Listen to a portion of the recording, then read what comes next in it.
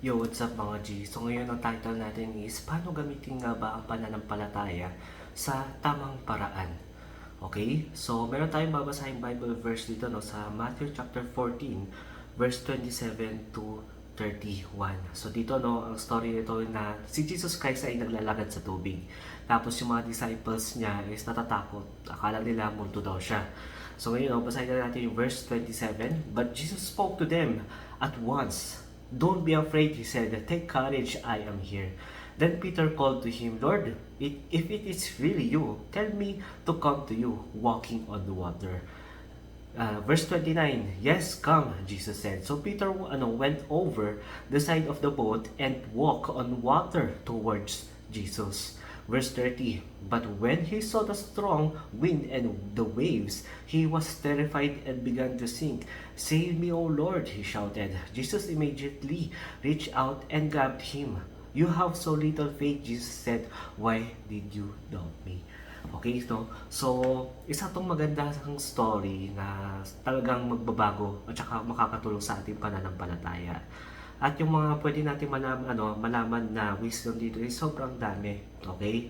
Isa sa mga amazing na mayroong pananampalataya si Peter dito, hindi yung nahulog siya, kundi sa kanya nang galing yung idea na, Lord, okay, kung ikaw talaga yung tinutukoy mo Messiah, okay, kung ikaw ba talaga yan, Lord, utusan mo ako na maglakad. Tama? Hindi nang galing yung idea kay Jesus Christ, kundi kay Peter mismo. Utusan mo ako na maglakad. Di ba ang amazing nung faith na yon? Okay? Kasi yung faith na yun nanggaling din kay Jesus Christ. So kung itutuloy din natin na basahin yun, okay? Natakot si Peter dahil sa matinding kidlat, yung agos ng alon, matitindi. Kaya nalunod siya. Okay? So yun no, nagsimula siya na maglakad kasi meron siyang pananampalataya. Okay, may mga ibang tao sinasabi nila wala siyang pananampalataya kaya siya nahulog, kaya siya nalunod. Okay? So, paano siya nakapaglakad sa tubig kung wala siyang pananampalataya? Kasi importante no, kahit na meron tayong pananampalataya kay Jesus Christ, pero kung wala tayong pananampalataya sa kaya niya gawin sa buhay natin, sobrang imposible din lang. Okay? So dahil nagkaroon siya ng pananampalataya kay Jesus Christ na makakapaglakad siya sa tubig, nagawa niya. Pero dahil sa agos ng tubig, sa kidlat, sa mga nangyari sa paligid niya, natakot siya. Tama, at nalunod siya. Kaya nung sinabi ni Jesus Christ dito, you have so little faith.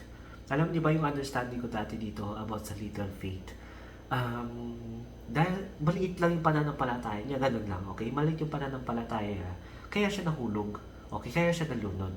Pero iniisip ko yung isang Bible verse na kung meron kang pananampalataya na kasiliit ng mustard seed, kaya mong pagalawin itong bundok na ito tapos itapon sa dagat. Tama? Pero nagkaroon ng pananampalataya ng faith si Peter dito. Tama? Pero bakit nalunod pa rin siya? Okay? Why did you doubt me? Sinabi dito ni Jesus Christ. Tama? Pero try nyo i-search sa Google kung ano ibig sabihin ng little. Okay? You with little faith. Anong ibig sabihin talaga ng little faith dito? So kung mahanap nyo yung definition na ito, sa first line, sasabihin dito is little, maliit, bansot, maganon. Okay? For feet and below, yung height, mga ganun bagay.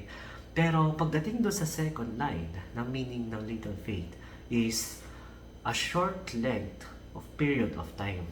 Tapos doon ako pa-realize, nga no, kasi nag-start si Peter na meron siyang pananampalataya. Pero dahil sa agos, sa tubig, sa kidlat, sa mga nangyayari sa surroundings niya, natakot siya. Kaya yung pananampalataya niya na imbis na dire-diretso o tsaka tuloy-tuloy, naputol. Kaya parang tamang term dito, no, para mas maintindihan natin, you have so short faith. Okay, maikli yung pananampalataya mo, hindi nagtagal. So, maraming mga Christians ngayon, no, na tingin nila, basta magaling ako mag-pray ngayon, ibubuhos ko lahat ng prayer ko, ibubuhos ko lahat ng pagod ko kaka-worship, magbabasa ako ng sobrang daming Bible verses, tutulong ako sa maraming tao, kasi meron akong malaking pananampalataya. Pero, kung intindihin natin dito, no, it's not about the size of your faith. It's about how long can your faith na talagang magtagal sa iyong paglalakad sa ating Panginoon. Tama? Kaya marami mga Christians na ang dali mag-give up, napapagod sila, tapos nababurnout sila. Kasi ginagawa nila yung pinaka-best nila, lahat-lahat ng meron sa kanila sa first day. Sa second day, nababawasan. Third day, nababawasan. Pero sabi ko nga kanina, no, it's not about the size. Okay, it's about the length. Kaya kailangan nating intindihin dito, no, na kapag meron tayong pananampalataya kay Jesus Christ, okay, dire-diretso lang natin na ituloy ito. Dire-diretso lang, huwag tayong susuko sa buhay natin. Okay? Maganda, nagiging consistent tayo sa prayer natin, sa pagbabasa ng Bible, sa pag-worship natin. Okay? Maganda na binibigyan natin yung best natin. Pero make sure na nagiging consistent ito sa buhay natin. Kasi every time na nagtatanim tayo ng pananampalataya natin para kay Jesus Christ is parang mustard seed din yan na habang tumatagal, okay, mag-grow at mag-grow yung pananampalataya mo. Okay? So habang tumatagal na ginagamit mo yung pananampalataya mo, habang tumatagal mag-grow at mag-grow din yan. Parang tinutukoy dun sa Bible verse din na faith, having faith like a mustard seed na kaya mong itapon yung bundok na ito. Okay? Na itatapon mo sa dagat. Kasi kailangan mong magkaroon ng pananampalataya na kasing liit ng isang seed na ito. Na kapag naging consistent yan, okay? Habang tumatagal, nag-grow yan. At darating yung point sa life mo na kayang-kaya ng pananampalataya mo na itapon yung mountain na ito. Okay? So, ayun no, hindi mo kailangan magmadali na i-worship si Lord, na magbasa ng Bible, na mag-repent, or galingan lahat sa buong araw na ito. Okay? Maganda na ginagawa mo yung best mo, pero make sure na nagiging consistent ka. Kasi yun yung importance ng pananampalataya. Si Peter, nagkaroon siya ng amazing na start ng faith. Diba? Lord,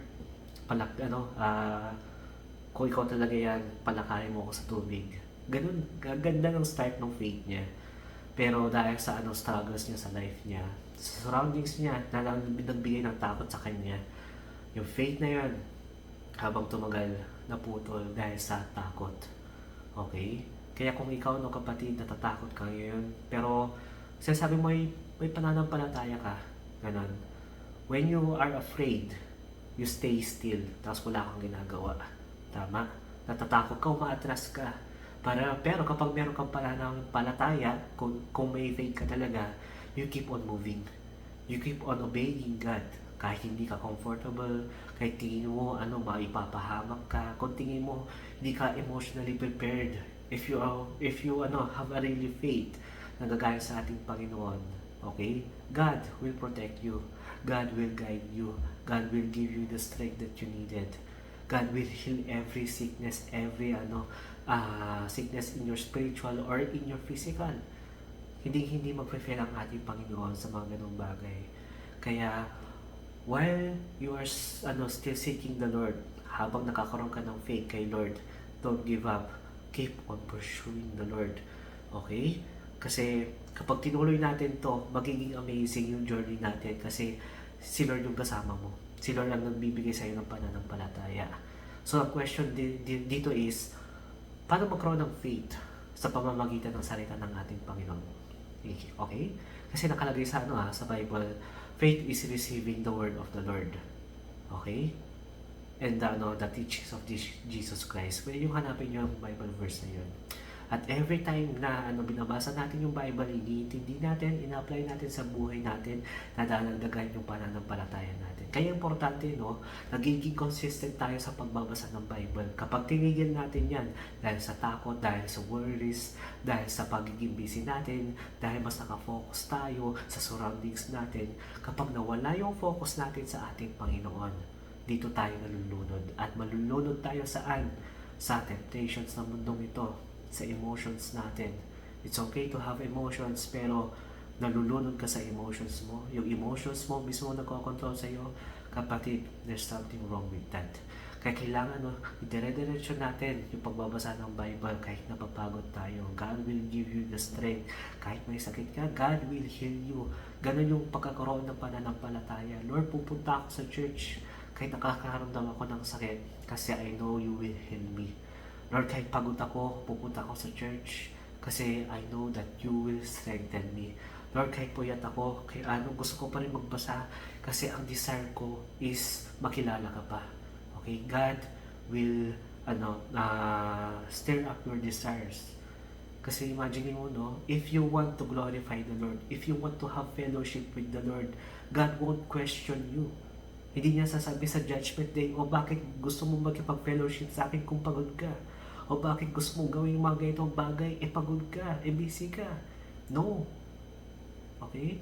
Kasi, kung paulit-ulit natin sasabihin na, Lord, kailangan ko na lang magpahinga. Kailangan kong i-sacrifice itong pagbabasa ko ng Bible, pagde-devotion. Okay, remember, God does not reward sacrifices. God rewards obedience. Kaya pagdating sa pananampalataya, kapatid, keep on going. You may feel tired right now, keep on going. You may feel na parang walang napupuntahan yung ginagawa mo para sa ating Panginoon, keep on going. Okay? Ang results, hindi agad-agad yan dumarating sa life natin. So, whatever you do right now, if you're doing for the glory of the Lord, keep on going. So, yun lang yung message for today.